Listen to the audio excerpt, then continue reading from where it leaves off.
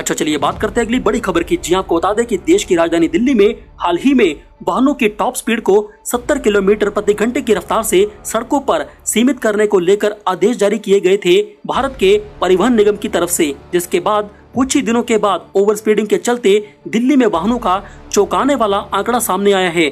जी आपको बता दें कि दिल्ली ट्रैफिक पुलिस ने 8 जून से निर्धारित नई गति सीमा का उल्लंघन करने के लिए कार्रवाई शुरू कर दी है दिल्ली में। जी आपको बता दें कि दिल्ली में नए नियमों का उल्लंघन करने पर रोड पर दिल्ली में 48,000 से अधिक वाहनों पर जुर्माना ठोका गया था, जिसमें 7 जून से लेकर 13 जून के बीच दिल्ली में कुल 48,412 गाड़ियों के चालान काटे गए, जिन्होंने ओवर स्पीड की थी, गाड़ी की स्पीड से भगाई थी। आपको बताते चले कि दिल्ली में नए यातायात के नियम पिछले सप्ताह लागू हो चुके हैं, जिसमें दिल्ली में सड़कों पर चलने वाले सभी वाहनों की गति सीमा में संशोधन कर दिया गया है। अब उन्हें धीरे ही चलानी पड़ेगी। बड़ी बात तो ये कि राष्ट्रीय राजमार्ग, रिंग रोड और IGI हवाई अड्डे जैसे महत्वपूर्ण हिस्सों से गुजरने वाली दिल्ली में कारें और दोपहिया वाहनों के लिए दिल्ली में टॉप स्पीड मात्र 60 किलोमीटर प्रति घंटे की रफ्तार से तय की गई है। इससे ज्यादा चले तो आपका चालान पक्का कट जाएगा दिल्ली में। वहीं रिहायशी इलाकों में दिल्ली में बाजारों और सर्विस रोड पर भी मैक्सिमम गति मात्र 30 किलोमीटर प्रति घंटे की रफ्तार से दिल्ली की सड़कों पर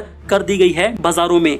बड़ी बात तो यह कि दिल्ली की सड़कों पर अब ओवर स्पीड उल्लंघन में डिटेक्टर सिस्टम पर लगाए गए हैं। कैमरे का उपयोग भी किया गया है, बिल्कुल दुबई की तरह, जो किसी वाहन की गति का पता लगा सकते हैं। इसीलिए अगर आप दिल्ली की सड़कों पर अब 70 किलोमीटर या 60 किलोमीटर प्रति घंटे की रफ्तार से चले तो आपका चालान पक्का कट जाएगा। इसके अलावा अगर आप शहर में भीड़ भाड़ इलाके में चल रही हैं तो मात्र 30 किलोमीटर प्रति घंटे की रफ्तार से ही आपको चलना पड़ेगा। इस समय की सबसे बड़ी ब्रेकिंग न्यूज, जी आपको बता दें कि मौसम विभाग ने अभी ये बड़ा ऐलान किया है कि उत्तर प्रदेश के पूर्वी हिस्से में बारिश की संभावना ज्यादा बनी हुई है। बड़ी बात तो ये कि उत्तर प्रदेश के प्रयागराज और इसके आसपास के जिलों में भारी भरकम बारिश का जोर और ज्यादा देखने को मिलेगा। इसके अलावा बिहार की सीमा से सटे जिलों में भी अच्छी बारिश होगी। इसके अलावा उत्तर प्रदेश के ब्रज क्षेत्र के जिलों में भी बारिश का अनुमान लगाया गया है। मौसम विभाग से मिली जानकारी के मुताबिक आज दोपहर तक जिन जिलों में मौसम पूरी तरीके से बदल जाएगा वे जिले उत्तर प्रदेश के आगरा, फिरोजाबाद, मैनपुरी, इटावा, औरैया, कन्नौज, हरदोई, कानपुर, देहात, जालौन, फर्रुखाबाद और उन्नाव हैं। इन जिलों में अगले कुछ घंटों में तेज हवाओं के झोंकों के साथ भारी भरकम बारिश भी होने वाली है। इसके अलावा गाजियाबाद, नोएडा, मेरठ, हापुड़, बागपत, अमरोहा, मुरादाबाद और बरेली में भी बारिश की संभावना बनी हुई है। पूर्वांचल में भी काफी बड़े इलाके में बारिश का अनुमान लगाया गया है। जी आपको बता दें कि अगले 3 से लेकर 4 दिनों तक मौसम के अनुमान की बात करें उत्तर प्रदेश में तो उत्तर प्रदेश के ज्यादातर जिलों में या तो बारिश की संभावना बनी हुई है, इसके अलावा बादलों की आवाजाही उत्तर प्रदेश में जारी रहेगी। धूप कम निकलेगी थोड़ी। लखनऊ में भी रुक रुक कर बारिश का सिलसिला जारी रहेगा। इसके अलावा उत्तर प्रदेश के वाराणसी, गोरखपुर, गाजीपुर जैसे पूर्वी यूपी के जिलों में बारिश का जोरदार प्रभाव देखने को मिलेगा। इसके अलावा आगरा, मेरठ, नोएडा, बुलंदशहर जैसे जिलों में भी बारिश का आंशिक रूप से असर देखने को मिलेगा। यानी कि पूर्वी यूपी में बारिश का ज्यादा जोर पश्चिमी यूपी में कम देखने को मिलेगा। चलिए बात करते हैं अगली बड़ी खबर की। जी आपको बता दें कि बंगाली सीएम ममता बनर्जी का बड़ा आरोप, ट्विटर को खत्म करना चाहती है भारत में मोदी सरकार। जी आपको बता दें कि बंगाली सीएम ममता बनर्जी ने योगी आदित्यनाथ जी पर ट्विटर पर फेक वीडियो के मामले में कार्रवाई को दुर्भाग्यपूर्ण बता दिया है। योगी आदित्यनाथ जी ने ट्विटर पर ऐसा एक्शन कड़ा क्यों लिया? उन्होंने केंद्र की मोदी सरकार पर आरोप लगाया है कि वो ट्विटर को भारत में खत्म करना चाहती है। बंगाली सीएम ममता बनर्जी ने ट्विटर को लेकर केंद्र की मोदी सरकार पर ही निशाना साध दिया है और विदेशी कंपनी का साथ दिया है। जी आपको बता दें कि ममता बनर्जी ने आज ये बोला है कि ट्विटर को तबाह करने की कोशिश कर रही है मोदी सरकार। उन्होंने ये बोला कि ये बिल्कुल दुर्भाग्यपूर्ण है, वो ट्विटर को मोदी सरकार कंट्रोल करना चाहती है। इसके बाद ममता बनर्जी ने आगे ये बोला कि ये बहुत ही दुर्भाग्यपूर्ण है भारत में कि ट्विटर को टारगेट कर रही है मोदी सरकार। मोदी सरकार ट्विटर को कंट्रोल नहीं कर पा रही, इसीलिए मोदी सरकार ट्विटर को तबाह करने की कोशिश कर रही है। इसी तरह से मोदी सरकार ट्विटर की तरह मुझे भी कंट्रोल करना चाहती थी, लेकिन मैं भी ट्विटर की तरह कंट्रोल नहीं हो पाई, इसीलिए मोदी सरकार मुझे भी चुप करवाना चाहती है। मोदी सरकार मेरी पार्टी को बर्बाद करना चाहती है। कुछ पत्रकारों को कंट्रोल करना चाहते थे लेकिन नहीं कर पाए तो उन्हें मारना चाहते हैं। तो उनका यही नजरिया है, लेकिन इन सब का अंत आएगा। हर चीज का अंत होता है, मैं इसकी निंदा करती हूँ। अच्छा चलिए बात करते हैं अगली बड़ी खबर की। जी आपको बता दें कि कोरोना वायरस की मार झेलने के बाद से उत्तर प्रदेश लगातार डीजल और पेट्रोल के बड़े दामों की मार झेलने लगा है। जी आपको बता दें कि उत्तर प्रदेश में पिछले एक साल में डीजल के दामों में 25 रुपए की बढ़ोतरी हो चुकी है। अब इसी बढ़ोतरी का असर पूरे के पूरे उत्तर प्रदेश में चीजों पर पड़ रहा है। जी आपको बता दें कि उत्तर प्रदेश में जरूरी वस्तुओं को ट्रांसपोर्ट करने वाले ट्रकों का किराया भी बढ़ गया है। ट्रकों की मदद से इधर उधर जाने वाले सरसों के तेल से लेकर दालें और चीनी भी महंगी हो चुकी हैं। जी आपको बता दें कि लखनऊ व्यापारी मंडल के अनुसार उत्तर प्रदेश में सरसों का तेल से लेकर दालें चीनी सब कुछ महंगी हो चुकी है। लेकिन अब उत्तर प्रदेश में ये 95 रुपए में मिलने वाला सरसों का तेल 160 रुपए प्रति लीटर में मिलने लगा है।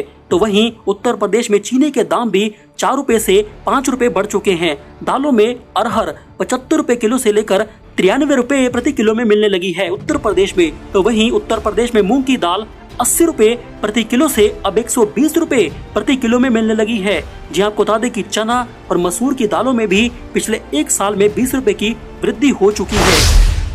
चलिए बात करते हैं अगली बड़ी खबर की। जी आपको बता दें कि कोरोना वायरस की तीसरी लहर यानी कि थर्ड वेव का बच्चों पर कितना असर पड़ेगा, इसको लेकर वर्ल्ड हेल्थ ऑर्गेनाइजेशन ने all India institute of medical science का सर्वेक्षण सामने आया है। जी आपको बता दें कि WHO और एम्स द्वारा किए गए एक रिसर्च में ये सामने आ चुका है कि भारत में कोरोना वायरस की संभावित तीसरी लहर का बच्चों पर काफी ज्यादा असर नहीं पड़ेगा। इस सर्वे में बच्चों की तुलना वयस्क आबादी के साथ की गई थी। ये सर्वेक्षण चुने गए 5 राज्यों में 10,000 सैंपल के साथ किया गया है। बड़ी बात तो यह है कि एम्स की इस रिसर्च के मुताबिक बच्चों में सीरो पॉजिटिविटी रेट ज्यादा और वयस्कों में एक जैसा ही था। इसीलिए तीसरी लहर के दौरान भी कोरोना में मौजूदा कोरोना वेरिएंट का 2 साल या इससे अधिक उम्र के बच्चों पर ज्यादा प्रभाव नहीं पड़ेगा। कोरोना की तीसरी लहर का अध्ययन के लिए 15 मार्च 2021 से लेकर 10 जून 2021 के बीच के आंकड़े इकट्ठे किए गए थे कि तीसरी लहर कोरोना की बच्चों के लिए घातक नहीं होगी। चलिए बात करते हैं अगली बड़ी खबर की। जी आपको बता दें कि राम मंदिर ट्रस्ट से जुड़े कथित जमीन विवाद पर विरोधी दल लगातार भारतीय जनता पार्टी पर सवाल खड़े करके मामले को राजनीतिक रंग देने का प्रयास कर रही हैं और हिंदुओं की भावनाओं को भी ठेस पहुंचाने के काम हो रही हैं। ऐसे में तपस्वी छावनी के महंत परमहंस दास ने बड़ा खुलासा कर दिया है। महंत ने यह बताया है कि कई राजनीतिक दलों ने उनसे भाजपा का विरोध करने के लिए संपर्क किया था। उनके लिए उन्हें करोड़ों रुपए भी ऑफर किए गए थे। बड़ी बात तो ये कि तपस्वी छावनी के महंत परमहंस दास ने एक पत्र जारी करके ये बोला कि राम मंदिर ट्रस्ट की जमीन खरीद में कोई भी घोटाला नहीं हुआ। ये सभी आरोप राजनीतिक षड्यंत्र का हिस्सा हैं हिंदू धर्म को बदनाम करने के लिए। उन्होंने केजरीवाल की आम आदमी पार्टी, समाजवादी पार्टी और इसके अलावा कांग्रेस पर बड़ा आरोप लगाते हुए ये बोला कि उन्हें ट्रस्ट व बीजेपी का विरोध करने के लिए करोड़ों रुपए का ऑफर दिया गया था। चलिए बात करते हैं अगली बड़ी खबर की। जी आपको बता दें कि बॉलीवुड के सिंगर मीका सिंह का गाना KRK कुत्ता इंटरनेट पर सुपर हिट हो गया है।